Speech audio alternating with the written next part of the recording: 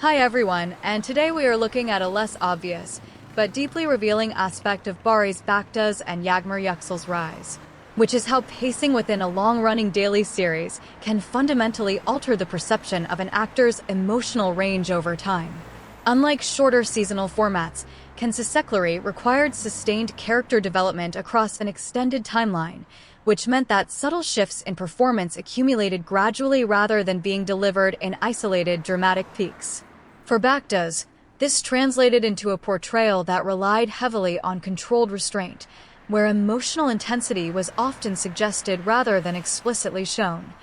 creating a slow burn effect that audiences either found compelling or frustrating depending on their expectations. Yuksel, on the other hand, demonstrated a different trajectory, where her character's evolution involved navigating between vulnerability and resilience, often within the same scene,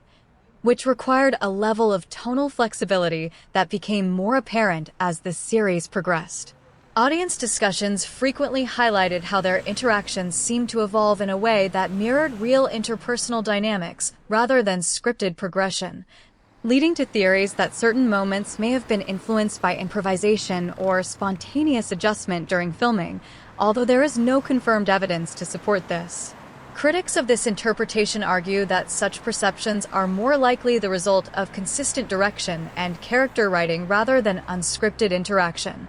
pointing out that experienced directors often aim to create exactly this kind of naturalistic flow. Nevertheless, the persistence of these theories indicates that the performances succeeded in creating an illusion of authenticity strong enough to invite speculation, which in itself can be considered a measure of effectiveness. As both actors move forward, the challenge will be to either reinforce or deliberately break away from the performance patterns that audiences have come to associate with them,